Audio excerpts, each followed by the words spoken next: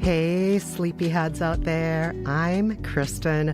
Welcome to the Nightly from Hatch, a slumber party for pop culture lovers. Tonight, it's just me hosting, but not really, because I am joined by two guests here in the Pillow Fort. So excited to welcome the lovely Joe Simons and Jeremiah Coughlan, hosts of Hatch's Sleepytime Sports. It's a great way to drift off to sleep and learn about sport ball and other things having to do with nets and pucks and whatnot. Welcome to the show, Joe and Jeremiah. Happy to be here. Absolute pleasure to be here. Thank you. I was just joking as if I don't know much about sports at all. I do know a little bit about sports, and I do every 2 years get insane Olympic fever. I watch the winter games. I watch the summer games. I stand up and cheer. Every time there's Olympics, my friends and I throw a party just for the opening ceremonies where we clap for everybody entering the arena in their cute national outfits. We love all of it. So having you here means so much for this special time in international unity and sportsmanship. That's how I feel about the Olympics. How are you guys feeling about the Olympics? Joe, I'll let you start. I love the Olympics. This is a very special time to have a fortnight-ish where we get to learn about all of these athletes and then immediately purge this information from our minds. This is the best sports fling that we have every couple of years. We fall in love, we learn every detail about them, and then they're gone. And then they come back 4 years later. I absolutely love it. Yes. And Jeremiah, how are you feeling about this year's Winter Games? I'm really excited also. Big fan of the Olympics. It's so cool. Just like Joe said, the amount of excitement and engagement with sports that you have never watched or heard of, they just come out of nowhere at you, and you've got to lock in. You got to know. You got to be able to water cooler talk about the luge and the skeleton and all these things that have, Suddenly we all have strong feelings about biathlon, things like that. Yes. I could have hit that shot. Which is one of my favorites. The biathlon is probably one of the coolest things ever invented. I love it because it actually seems like a functional sport. I'm going to go out there. I'm going to hunt for my dinner. And my understanding of biathlon is essentially it's like running a 1,000-yard dash and then threading a needle and then running 6 miles and threading a needle. It's like that level of speed up, slow down, and the precision that's involved and so on. And for those who don't know, by the way, what the biathlon is, Joe, can you explain that to listeners? Yes, it's a lot like the 2015 film The Revenant with Leonardo DiCaprio, where he has to fight bears in the woods. No, you're shooting a gun and then you're performing winter activities. I believe it's cross-country skiing, Jeremiah. Is that correct? You combine that with some skeet shooting?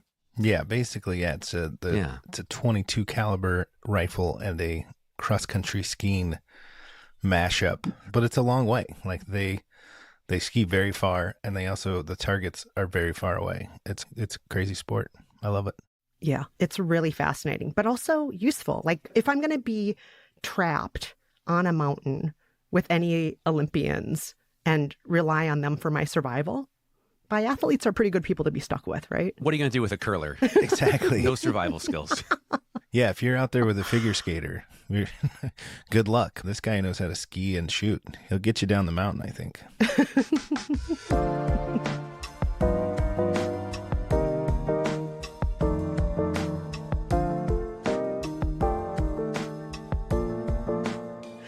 All right, so we are tiptoeing into a lot of different sports here now. We're making mentions of figure skaters. We're making mentions of curling. What do you say we just dive into it a little bit harder and play a game we like to call Snooze Pack around here? So in Snooze Pack, we work together to assemble our ideal collection of 6 things around a theme. So tonight, I was thinking we can make a snooze pack of the events or athletes at the Winter Olympics that we're most looking forward to watching. So what do you say each of you guys pick 2, and then I'll pick 2, and let's not overlap with each other. That way we have a complete snooze pack of 6 different people or events. How's that sound?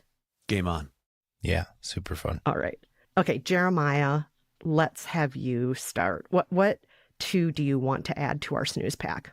It's pretty easy for me to pick. The number one for me is ice hockey. Men's ice hockey and women's ice hockey are both going to be very competitive and very exciting. We have the NHL players back in the Winter Olympics for the first time in 8 years, and just all the excitement around that. And I don't know if you've seen the advertising around it and just what they're putting out to get people excited about this, like what they think will be a USA versus Canada grudge match situation. So John Hamm commercial was the first thing I thought of, where he awkwardly walks into the locker room and they're all kind of like, why is Don Draper in here trying to inspire us right now? Very funny. It is very good, yeah. And just everything around that, where he's like, yeah, the Canadians are so nice. And then they just show like all these hockey fights from the Four Nations thing that they put on last year. And it's going to be really good. And then women's, with Canada's dominated the women's hockey since the inception of it as an Olympic sport. And USA has 2 gold medals though. So, and the competition level at that is really ramped up. So that'll be really fun and exciting. And that's one of those things that might not get as much airtime as other sports, like outside of the Olympics. Yeah, I have to say that for me, one of the things I love about women's sports is it seems to me that it's just about playing and it's not about drama in the same way. Like, for example, to go to summer sports, soccer, there's a lot of men who are flopping around and grabbing their faces and needing magic spray when you watch men's soccer. Yes. And women, they just go out there and they kill it. And I kind of feel that way with women's hockey too frequently. It's like they're just going out there and they're playing hard. Yeah, and they have the new professional league with that, and it's a big buzz around it. People are really excited about it. Yeah. So for the snooze pack, are you saying men's hockey and women's hockey are your 2 picks, or just hockey, period? We're going hockey is 1 pick. Okay. What is your second pick? I can't waste 2 picks on hockey. There's just too much other stuff, Kristen. And I think my number 2 is sort of going to be a wild card of the new stuff, which is really exciting, like the ski mountaineering or skimo. Yes. Can you explain that for folks who don't know what it is? I'm excited about skimo also. I don't think that's a great name, but bad branding choice for me. But so, yeah, I mean, it's similar, kind of like what you were saying about functionality of the biathletes, right? Where it's like, now instead of just skiing down a mountain, you've got to climb up the mountain first. Yes. I'm trying to wrap my head around it. Like, how long are these events? Is this, we're just going to check in, like they start on Wednesday, and by Friday they're skiing down the mountain, and like Dick Enberg is like, oh, hey, we're going to check on the Finland team. They've almost made it to the top of the mountain.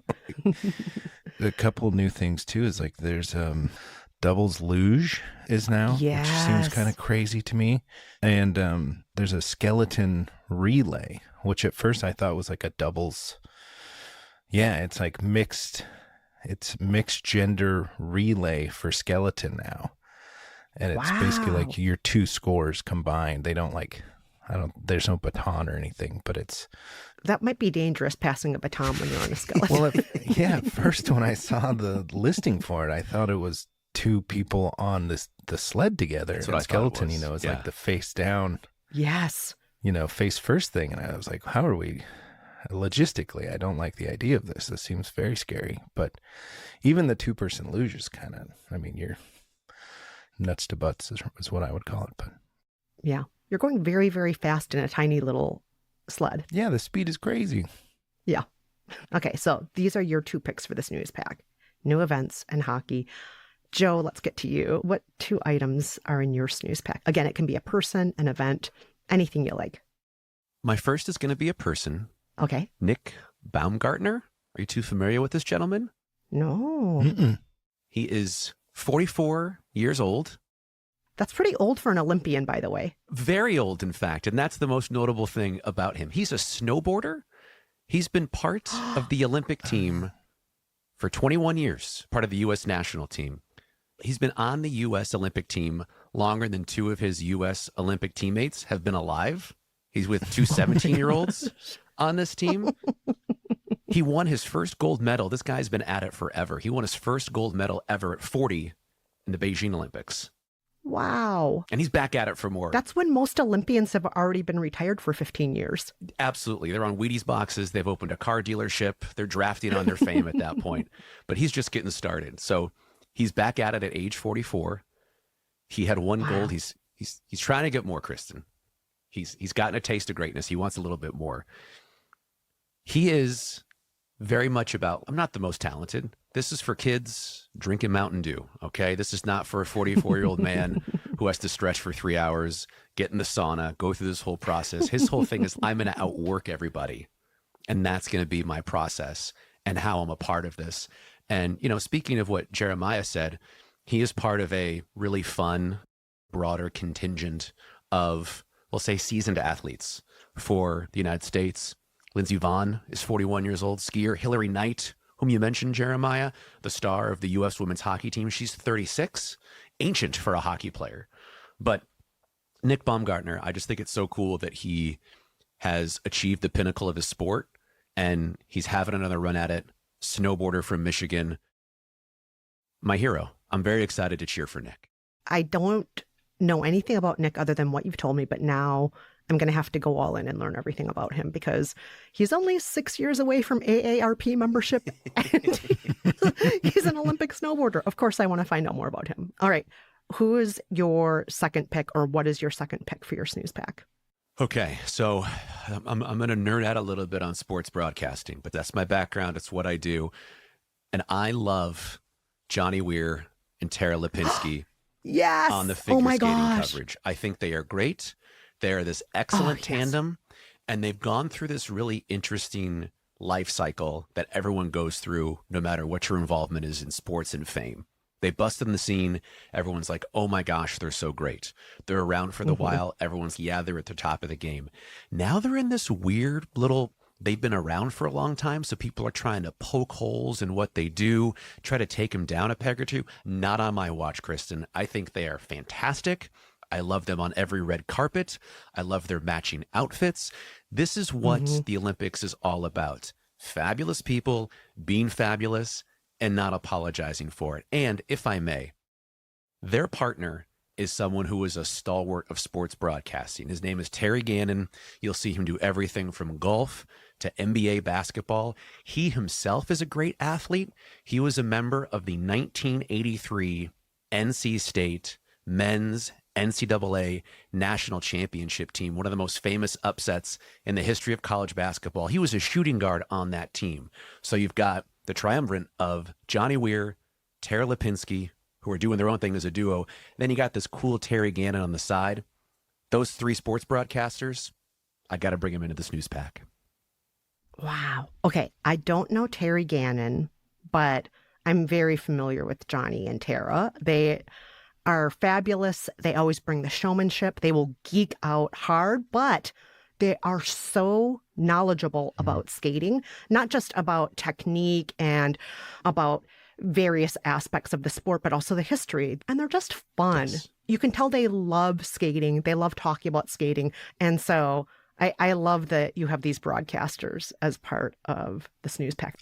I want to throw in Johnny Weir, probably the best Instagram follow. Just going to throw that out there. A social media follow on Johnny Weir will change your life. Is it skating? Is it fashion? Is it just Johnny being Johnny? It's Johnny being Johnny. It's so every time something pops up, it just brightens your day. It's the best. The dude lives life.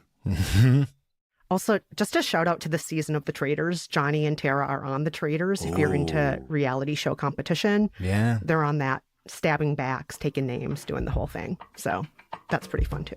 Good shout out.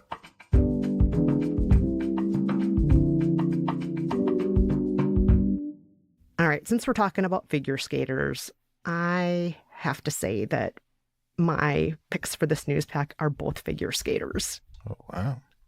Number one pick, Ilya Malinin, a.k.a. the Quad God. He was the first skater to, in international competition, complete a quadruple axel. That's 4.5 rotations. You're going into it backwards. You're spinning around 4.5 times in the air, landing and going forward on an 1/8 of an inch wide blade. Essentially, you're landing on a knife, okay? And he does this 7 times in all of his routines. He does it over and over and over again. It just doesn't even seem human. Like, when I think about watching the Olympics when I was growing up. It's like, yay, someone did a double axel and everyone claps. And now it's like Elia doing a triple followed by a triple Lutz followed by a triple toe loop. And it's just triple, triple, triple back to back. And now he's going to do like a quad, a quad, a quad, a quad, followed by more triples, followed by more quads. He's just amazing. He's so good.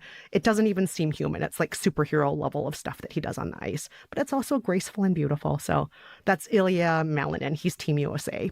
So the quad god. I thought you were just talking about his legs. I was like, for all the jumping, but He squats 600 pounds to get those quads. he does look very strong too.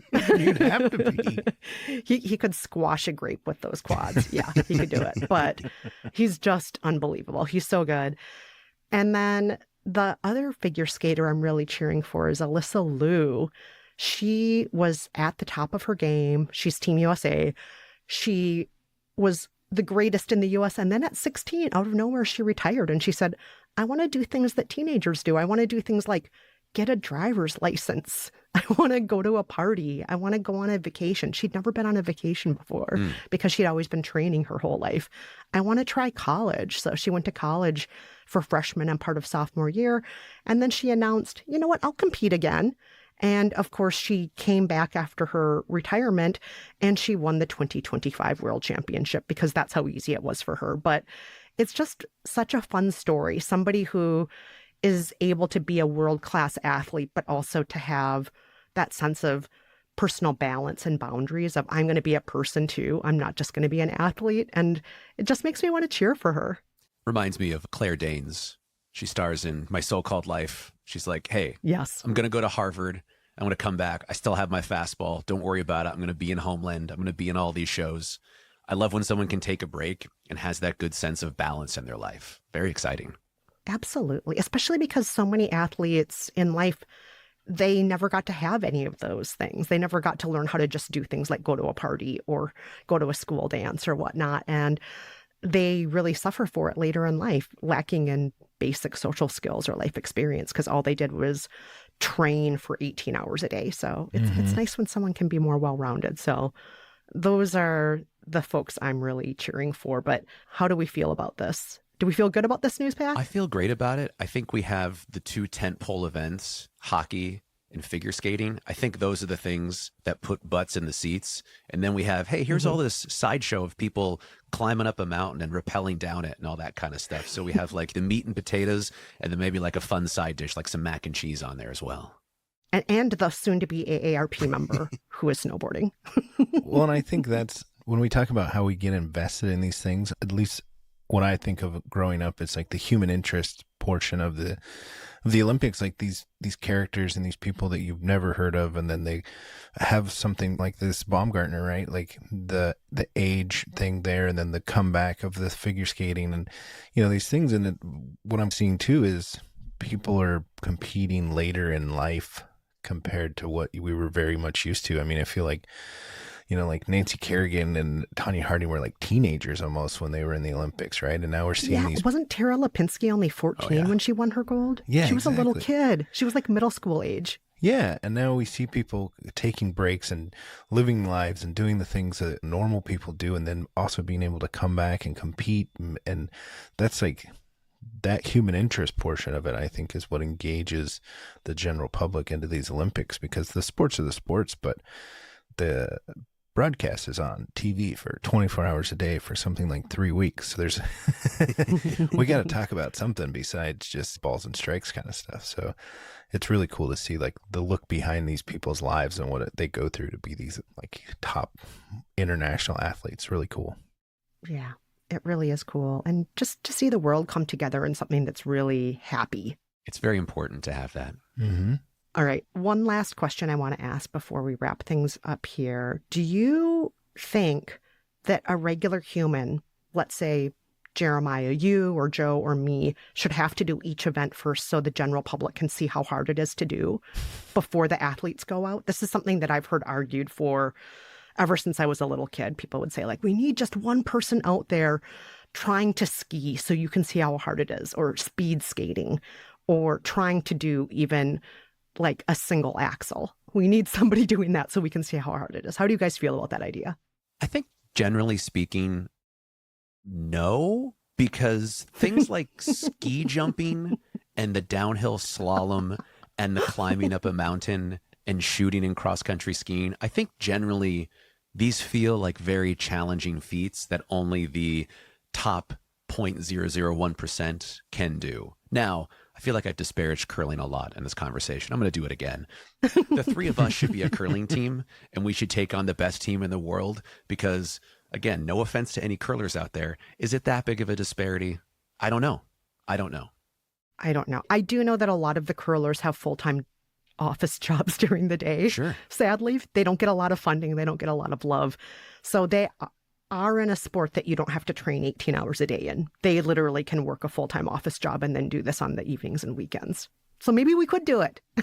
Yeah, I think of all the ones that are offered, that's probably our best chance. But I like the idea of sending just like the average Joe. Like I had this idea, if you've ever seen like Cirque du Soleil, and it's sort of like presented in this way where it just feels very normal to see what's happening. And then what if you just put like a rant, like a Cirque Just Okay, like just a guy, and you just put him in this same situation, then you really get an idea of like how crazy this is, the things you're watching, you know. And that would be like a pretty interesting broadcast for the Olympics if like before every event they were like, oh yeah, and we got Steve Williams from Duluth, and he's just gonna go out there and try snowboarding for the first time. We're just gonna throw him down the mountain on a snowboard and show everybody just how difficult it is what these guys are doing out there.